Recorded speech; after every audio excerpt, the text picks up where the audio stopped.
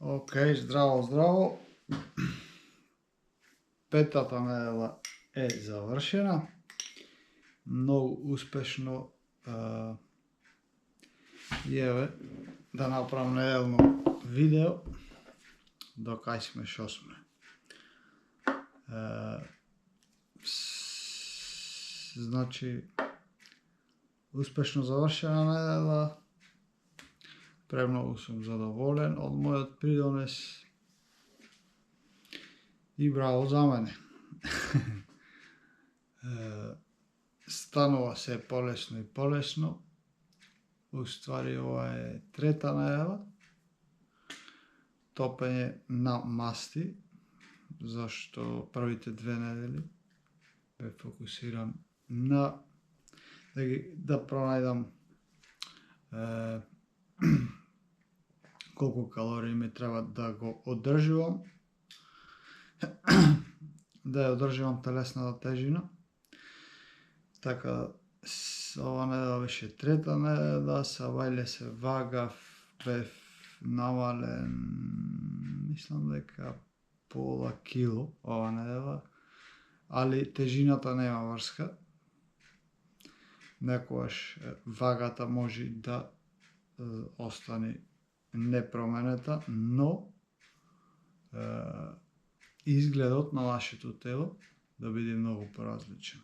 Така да и слики имам направен од прошлата недела и сега, и цело време можеме да видиме дали има напредок. Океј, со тренингот 4 пати ова недела имав тренинг според планот, 2 upper тренинзи и 2 lower тренинзи. Ова недела исто така продолжив да јадам по 2100 калории секој ден и бев многу дисциплиниран и сега е се полесно и полесно. Чувствувам малку замор, но тоа е нормално и е добар знак. Викендот го организирав цело време, си готвам дома храна и јадам, не јадам надвор. Денес имав прошетка на планина со еден пријател и бев слободен од вежбањето, не правев многу работи. Да, малку кардио почнав, исто така трчам 2-3 пати по 15-20 минути. То кардио ќе ми помогне да топам масти, така да не мора да слезам долу со внесувањето на храна. Но потаму, мислам дека може ќе биде потребно дополнително да ги намалам калориите. На 1900, може 200 калории. Но ќе видиме како ќе се одвива све. Цена се задоволен сум. Приоритет ми е протеин, спиењето. Смирен сум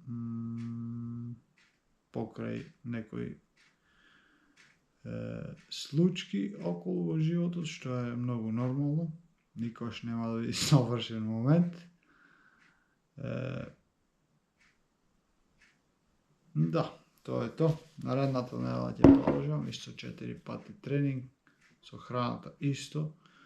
Со јаглехидратите го сменив оризот за компири. Компирите прават да се чувствуваме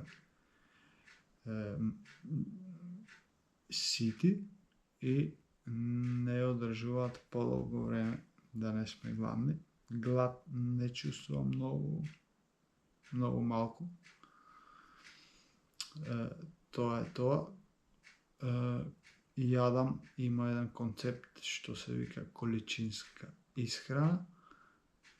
Значи, приоритет ми е храна што е количински голема, но има мал број на калории. Така да, исто така фибер, влакна, и протеин. Ќе направам и видео за исхрана и која храна ни помага да ни биде многу полесно доколку одиме надолу со тежина или сакаме да ослабиме. Тоа е то. Наредната недела повторно ќе направам видео. Задоволен сум сега за сега од све. Нормално сакам да јадам малку поќе, но доколку сакаме да постигнеме овој резултат,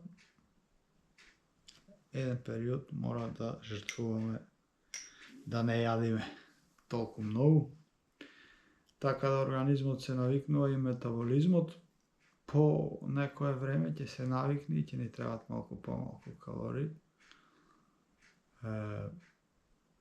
Но за тоа малку повеќе во друго видео. Така да сега само го снимам овој цел процес како се одвива. И тоа е тоа. Наредната недела пак ќе направам видео. Поздрав до сите. Се гледаме, се најдобро. Чао, чао.